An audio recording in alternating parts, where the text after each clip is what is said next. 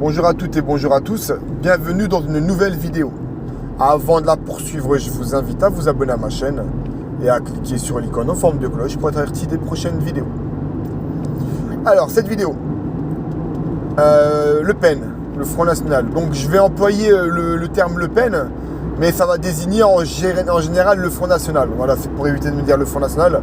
Donc, dans cette vidéo, quand je parlerai du Front National, la plupart du temps, j'emploierai le mot Le Pen. Parce que le Front National est une entreprise. C'est une entreprise, c'est vraiment une entreprise familiale. Ça, il n'y a pas de secret. Pour l'instant, je n'ai rien dit qui pourrait choquer ceux qui sont pro-Le Pen. Par contre, je vous demanderai à ceux qui sont pro-Le Pen ou même les autres de rester jusqu'au bout.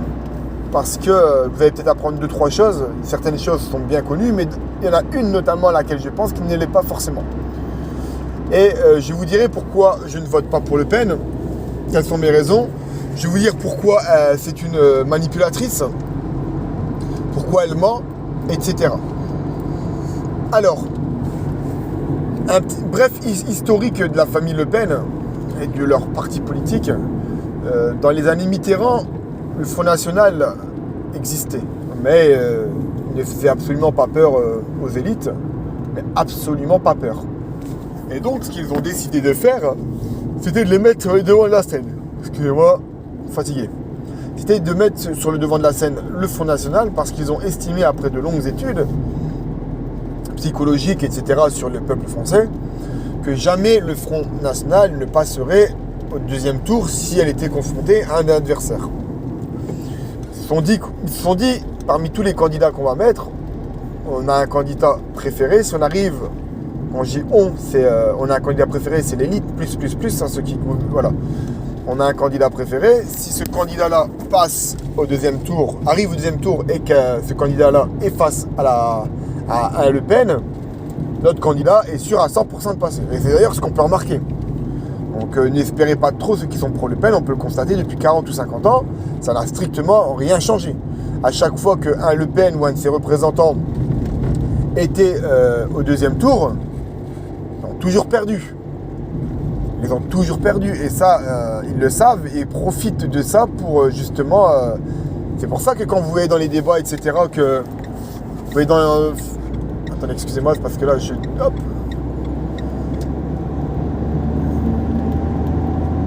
C'est pour ça qu'avant les élections présidentielles, ils reparlent d'attentats, etc. Justement pour faire monter Le Pen dans les sondages et faire en sorte que la famille Le Pen passe. Et accède au second tour de façon à ce que leur candidat gagne contre la famille Le Pen au second tour. Et c'est d'ailleurs, ça a toujours été le cas. Je ne comprends pas que vous puissiez encore espérer là-dessus. Bref, ceci étant dit, ensuite, il faut savoir également que la famille Le Pen a été financée, accrochez-vous bien, à ses débuts, accrochez-vous bien, par la secte Moon. Donc ne quittez pas la vidéo en disant c'est n'importe quoi, renseignez-vous. Pour ceux qui me connaissent, je dis rarement des conneries. Et quand j'ai un doute, je le précise et je vous demande de me l'indiquer en commentaire si je me trompe. Parce que c'est quelque chose, c'est un sujet que j'ai étudié à fort longtemps et que je ne suis plus trop sûr de mes chiffres. Et ça, je le dis. Tandis que là, je suis sûr et certain. C'est un des grands pontes, un des grands cadres, un des ex-grands cadres de Le Pen, du Front National, qui en partant du Front National l'a avoué. A avoué que le Front National avait été financé par la secte Moon en grande partie. Et jamais le Front National ne l'a démenti. Donc, pour quelqu'un qui prône le non-communautarisme, l'attaque contre les différents communautarismes, etc., ça la fout mal. Parce que quand j'entends des gens qui sont pro-Le Pen me dire « Oui, mais il fallait bien que ce parti se fasse financer par quelqu'un », non, je suis désolé, non. On ne peut pas se faire financer par la secte Moon. Si on parle quand même de la secte Moon, là. On ne parle pas des témoins de Jéhovah. Hein. La secte Moon, c'est un autre niveau. C'est un autre niveau. Hein. Et qu'on prône le non-communautarisme, non, je ne peux pas accepter que vous invoquiez l'excuse d'avoir besoin de fonds. Non, c'est comme si que moi, je vais aller chercher, je vais dire non, vous tuer, c'est pas bien, mais je vais récupérer de l'argent, je vais faire financer mon parti par des tueurs en série. On va me dire oui mais non, mais écoutez c'est normal, il fallait bien que je me fasse financer par quelqu'un. Non, ça manque de crédibilité et dès là on voit dès là, on voit qu'ils ne seront jamais intègres. Jamais, jamais intègres. Cette famille-là ne peut pas être intègre si elle s'est fait financer par la secte Moon. C'est pareil, je ne crois pas que ça s'est fait parce que ça fait quand même tout un foin, mais les dernières élections présidentielles, je ne crois pas que ça s'est fait là. Mais je sais que les élections présidentielles précédentes, le Front National avait fait fabriquer ces t-shirts par soit le Bangladesh ou le Pakistan, je ne sais plus exactement. Et quand on prône le savoir-faire à la française et de la consommation, consommer français, acheter en France, et que derrière on vient faire financer ces t-shirts par le Bangladesh ou le Pakistan, il n'y a plus aucune crédibilité à ce parti-là. C'est pareil, quand j'entends des gens dire oui, mais ils n'avaient pas de financement, ils n'avaient pas d'argent, etc. Il fallait bien qu'ils fassent payer leurs t-shirts ailleurs, moins cher. Non, c'est pareil. Encore une fois, ça manque totalement de crédibilité. C'est du n'importe quoi de dire des choses pareilles. Non. Je ne supporte pas les Le Pen. Ils ont tout un fonds de commerce sur le racisme. Je ne dis pas que ses membres le sont. Une grande majorité l'est. Dans mon ancien travail, je voyais beaucoup de clients, des pro-Le Pen. Et quelquefois, ils discutaient, ils essayaient de me convertir, notamment aux approches des élections législatives, européennes, municipales, peu importe l'élection. Et je voyais très bien là, que ces personnes étaient racistes. Encore une fois, il existe dans le parti de Le Pen des gens qui ne le sont pas. Mais quand je vois, mais beaucoup le sont, il ne faut pas le nier, c'est un fait. Je ne vais pas faire plaisir aux gens qui sont pro-Le Pen, mais c'est la vérité. Et c'est pas parce que je dis ça que je dis que vous l'êtes. Il faut vraiment que vous sépariez ce que je suis en train de vous dire. Parce que vous pouvez, vous, ceux qui m'écoutent, être pro-Le Pen sans être raciste. Ça existe. Ce n'est pas ce que je dis. Mais c'est pareil, ce qui me dérange, par exemple, encore les Le Pen, c'est le fait qu'ils fassent tout leur chemin, leur campagne sur l'immigration, sur l'islamisme. Encore une fois, c'est combattre les syndromes, ce n'est pas combattre, on va dire, la cause profonde. Ce n'est pas combattre la cause profonde. Moi aussi, je ne suis pas pour une immigration massive. Moi non plus. Mais quand on en fait tout son cheval de bataille, quand on a des propos limites susceptibles d'être condamnés, je ne parle pas par la justice, je parle par moi ou par d'autres. Elle a des propos qui sont condamnables moralement, éthiquement. Je suis désolé. Quand elle met l'islamisme et le terrorisme sur le danger numéro 1 de la France, non. Ce n'est pas le problème numéro 1 de la France. Ce n'est qu'un symptôme, ça. Ce n'est pas la cause. Donc pour combattre ces symptômes-là, il faut combattre la cause. La cause, c'est le mondialisme. La cause, c'est le bombardement par la France dans les pays étrangers.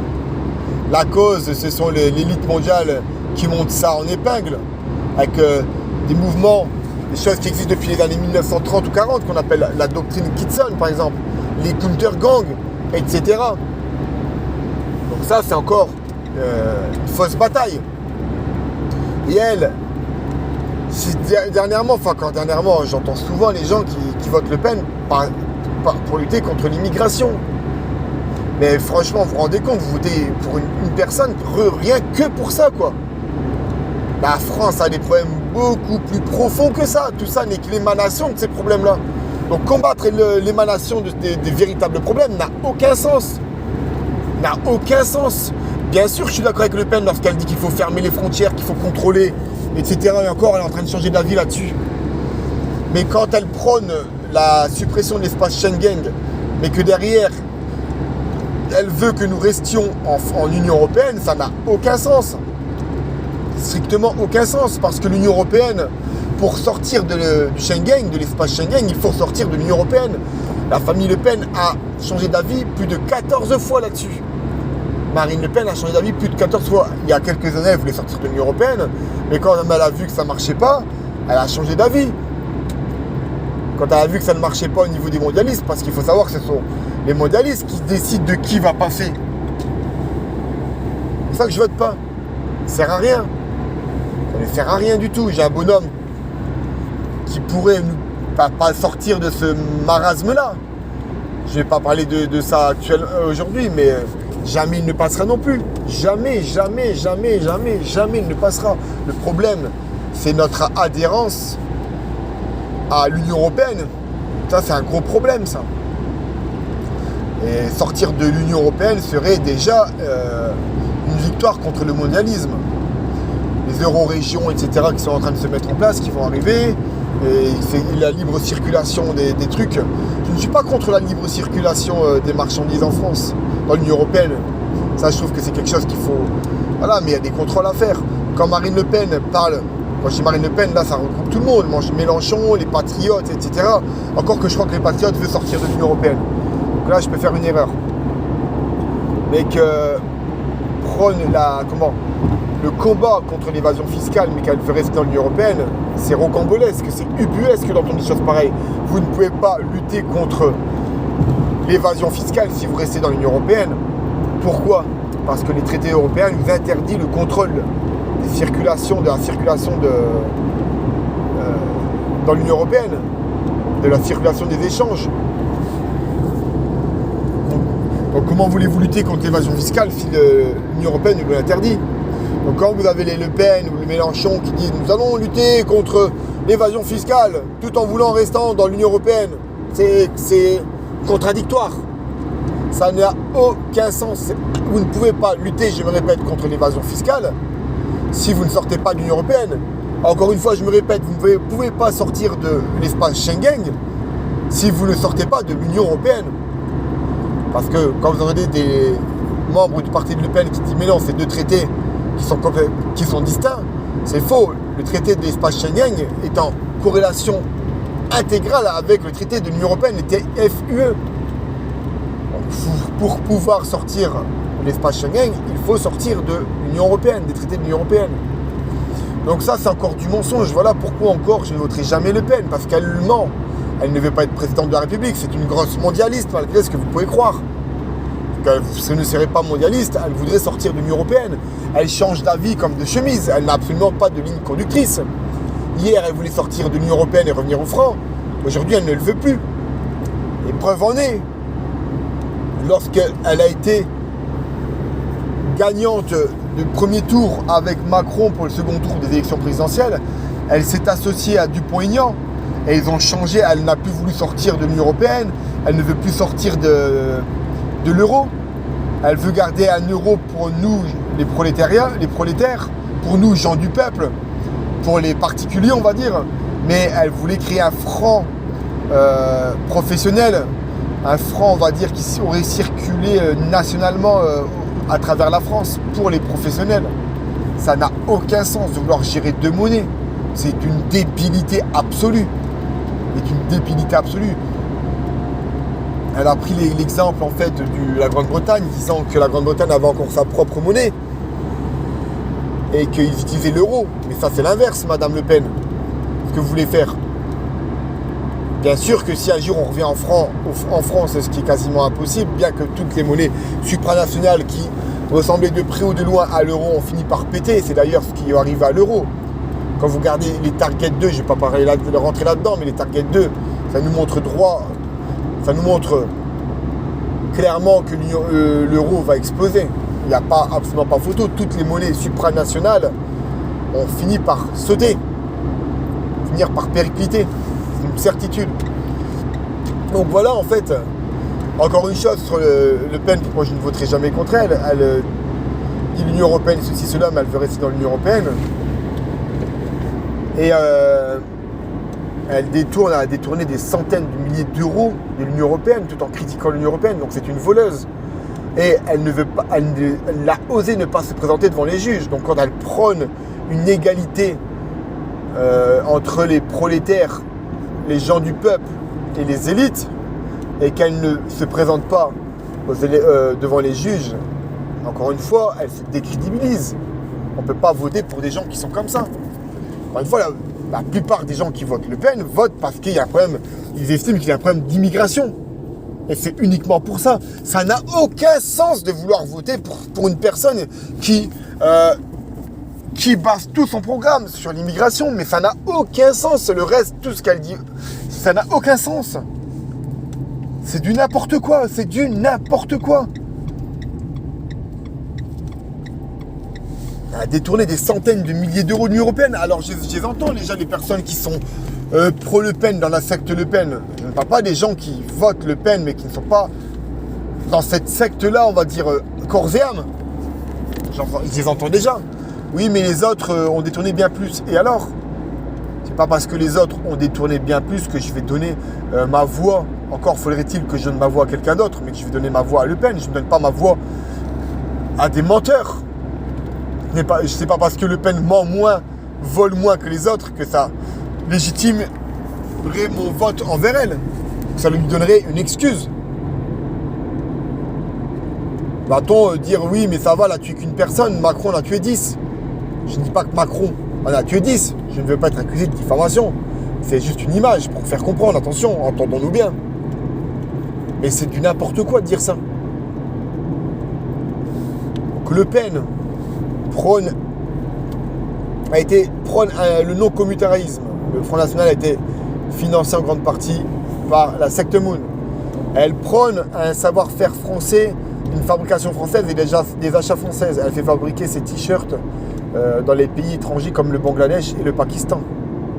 Elle prône, alors qu'elle n'aime pas, elle prône le non-communautarisme, etc. Mais elle va faire fabriquer ses t-shirts dans un pays à majorité musulmane. Putain, elle prône l'égalité pour tous, alors qu'elle ne se présente pas devant les juges. Qu'elle a le droit. Elle vole et elle détourne des centaines de milliers d'euros. Elle n'est toujours pas condamnée. Elle a été condamnée à rembourser.